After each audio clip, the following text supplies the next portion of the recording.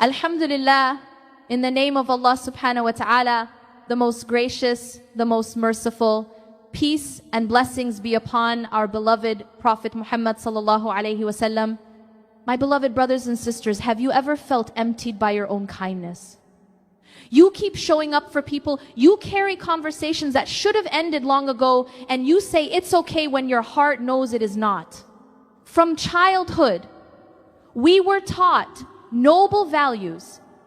Be kind, be patient, forgive often, and think good of others. Those values are beautiful. They reflect the light of our beloved Prophet Muhammad sallallahu alaihi wasallam. But somewhere along the way, we changed the meaning of those values. We began to believe that kindness means saying yes to everything, that forgiveness means returning to the same harm, and that patience means silence even when injustice continues. We told ourselves that this is what faith looks like, that this is what Allah subhanahu wa ta'ala wants from us. And yet, beneath the polite smiles, our souls whisper, I am tired. Tired of explaining what should be obvious. Tired of carrying the weight of other people's choices. Tired of mistaking exhaustion for righteousness. But this is not a weakness. It is honesty. It is your fitrah reminding you that you were not created to be diminished in the name of goodness. Islam never asked you to break yourself to keep others comfortable. Islam did not command a mercy that turns into misery. Allah subhanahu wa ta'ala tells us Allah does not burden a soul beyond its capacity. Surah Al-Baqarah, verse 286. This verse is not only about physical hardship or acts of worship, it also applies to emotional endurance. Allah knows the weight of the words you did not say, the apologies you made to keep peace, and the nights you hid your tears so no one would worry. He knows how often you chose gentleness when your heart was hurting. If your kindness is costing you your peace, something is off balance. If your forgiveness is taken as a green light to repeat the harm, that is not piety. That is a pattern that needs wisdom. And if your patience has become a blanket for oppression, then what you are carrying is not sabr, it is silence that enables what Allah has forbidden. The gentleness taught by Islam is not blind. The mercy revealed in the Quran is not without justice. The patience modeled by the Prophet ﷺ was never passivity. He was the softest of hearts, but the firmest in principles. He forgave, but he did not invite abuse. He smiled, but he never surrendered his dignity. So let your heart breathe. Refill your cup. Reclaim your balance. Your kindness was meant to be a door to Allah, not a path for others to walk over you. When you protect the peace that allows you to worship sincerely, you are not being selfish, you are honoring the amana that Allah placed within you. If you feel worn out from giving too much, you are not losing faith, you are learning wisdom. And that too is a form of worship. Many sincere believers carry a quiet confusion in their hearts. If Islam teaches mercy, does that mean I must accept anything? Cultural expectations often say yes, stay quiet, forgive endlessly, never confront. But our faith does not confuse politeness with piety. Islam commands compassion, but never complicity in wrongdoing. Islam encourages forgiveness, but never the enabling of harm. Islam honors patience, but not the kind that hides injustice. Allah subhanahu wa ta'ala reveals a comprehensive ethic. Indeed, Allah commands justice and excellence and giving to relatives, and forbids immorality and oppression and arrogance. Surah An-Nahl, verse 90, notice the order: justice comes first. Without justice, even mercy can be manipulated. True Islamic kindness is intentional. It is done for Allah, guided by wisdom and protective of dignity. It does not ask you to erase yourself to prove your goodness. The life of Prophet Muhammad sallallahu alaihi wasallam clarifies this balance. He practiced extraordinary gentleness and forgiveness, yet he drew lines with wisdom. He welcomed sincere repentance, but did not keep those who persisted in harm within his inner circle. He honored hearts without allowing his own to be harmed. The Prophet ﷺ said, "A believer is not stung from the same hole twice." This is not a license to be harsh. It is a call to be wise. Learn from the pain. Forgive what is past, but do not invite the same wound again. So the next time someone tells you, just be kind, ask yourself a deeper question. Is my kindness bringing me closer to Allah or pulling me away from my own peace? If it is draining your soul and blurring the line between mercy and injustice, then what you need is not more guilt, you need clarity. Islam does not tell you to choose between mercy and self-respect. It teaches you how to hold both, mercy that heals and boundaries that protect. That is the kindness of Islam. When we speak of mercy, the most radiant example is Prophet Muhammad sallallahu alaihi wasallam, a mercy walking among people. Allah subhanahu wa ta'ala praises him, and we have not sent you, O Muhammad, except as a mercy to the worlds. Surah Al-Anbiya, verse 107. Every chapter of his life shines with compassion. The way he comforted the broken, honored the poor, and prayed for those who hurt him. Yet his mercy was never uncontrolled. It was mercy with boundaries, soft in tone, firm in truth. Consider Ta'if. When he was rejected and stoned, he prayed for their guidance. That was mercy. But when oppression in Makkah became unbearable, he made hijrah. That was the boundary. He forgave Quraysh at the conquest. Yet he established clear justice in Medina. That was leadership. He welcomed the sincere and guarded the community from hypocrisy. That was wisdom.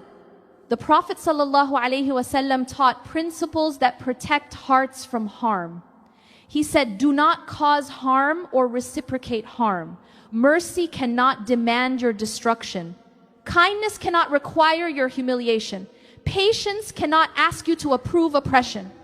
He also said, the strong believer is better and more beloved to Allah than the weak believer, though both are good. Strength here is not harshness. It is moral courage. It is the ability to say no with adab, to forgive without forgetting the lesson, to step back when closeness becomes harmful. Even in his interactions, the Prophet ﷺ distinguished between forgiveness and access. He forgave those who wronged him when they turned sincerely, yet he did not place habitual wrongdoers in positions that could harm the ummah. He balanced a tender heart with a disciplined mind. This is the sunnah many forget. We celebrate his gentleness but overlook his clarity. We quote his forgiveness but ignore his firmness against harm. To follow him fully is to be kind without naivety, merciful without enabling, patient without permitting injustice. If you wish to walk his path, then learn to smile without surrendering your dignity, speak softly without silencing the truth, and offer forgiveness while still protecting the peace that allows you to worship Allah sincerely. The Prophet ﷺ never let the mercy that defined him become the reason for his harm. His compassion freed people, it never imprisoned his own soul. That is the prophetic balance we must reclaim. Mercy guided by justice, compassion protected by wisdom, and love anchored in dignity. My beloved brothers and sisters, sometimes the hardest truth to accept is that being good does not mean being used. Many kind-hearted people think that walking away from pain means failing a test, that saying enough means they lack patience. But that is not true.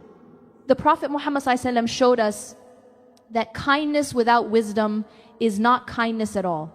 He forgave those who sought forgiveness sincerely, but he never allowed people to keep harming him under the name of mercy.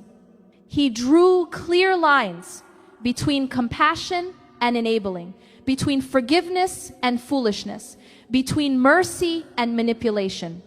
Islam never asked you to be a victim in the name of virtue. It asked you to be wise, to walk the path of balance. Allah subhanahu wa ta'ala calls us a balanced nation. And thus we have made you a balanced nation. Surah Al-Baqarah, verse 143. Balance is what makes a believer beautiful. It is what keeps mercy from becoming weakness and strength from becoming cruelty. So if you have ever felt guilty for choosing peace, for setting boundaries, for walking away from people who break your heart, let that guilt go. You are not abandoning faith, you are protecting it. The Prophet ﷺ said, do not cause harm or reciprocate harm. That means you are not obligated to stay where you are, continually hurt. You can forgive from afar. You can pray for people without giving them access to your heart. You can wish them well and still guard your peace. Sometimes we think staying silent is the higher road, that suffering quietly brings us closer to Allah. But Allah subhanahu wa ta'ala never commanded you to suffer endlessly. He loves sabr, yes, but sabr is not silence in the face of abuse. Sabr is endurance with dignity, not tolerance of injustice. The Prophet ﷺ stood for truth even when it was unpopular. He spoke with calm, but he spoke. He forgave, but he also acted when harm was repeated. That is the balance of faith. True patience is trusting Allah's timing without accepting oppression.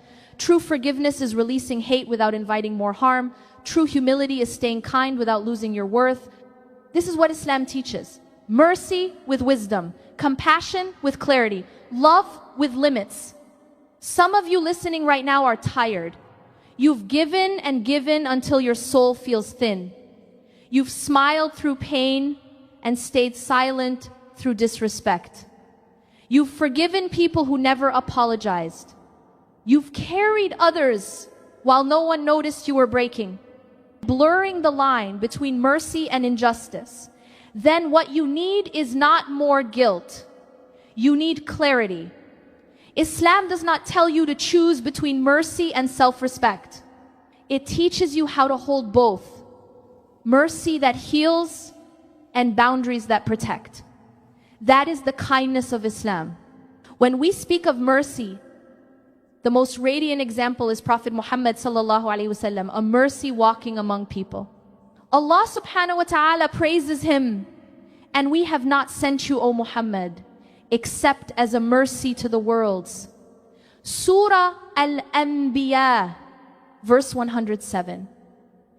Every chapter of his life shines with compassion. The way he comforted the broken, honored the poor, and prayed for those who hurt him. Yet his mercy was never uncontrolled.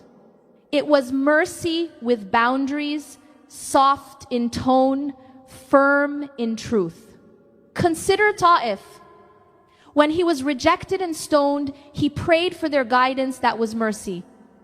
But when oppression in Mecca became unbearable, he made hijrah. That was boundary. He forgave Quraysh at the conquest, yet he established clear justice in Medina. That was leadership. He welcomed the sincere and guarded the community from hypocrisy. That was wisdom. The Prophet ﷺ taught principles that protect hearts from harm. He said, do not cause harm or reciprocate harm. Mercy cannot demand your destruction. Kindness cannot require your humiliation. Patience cannot ask you to approve oppression. He also said, "The strong believer is better and more beloved to Allah than the weak believer, though both are good." Strength here is not harshness, it is moral courage. It is the ability to say no with adab, to forgive without forgetting the lesson, to step back when closeness becomes harmful. Even in his interactions, the Prophet ﷺ distinguished between forgiveness and access. He forgave those who wronged him when they turned sincerely, yet he did not place habitual wrongdoers in positions that could harm the ummah. He balanced a tender heart with a disciplined mind. This is the sunnah many forget.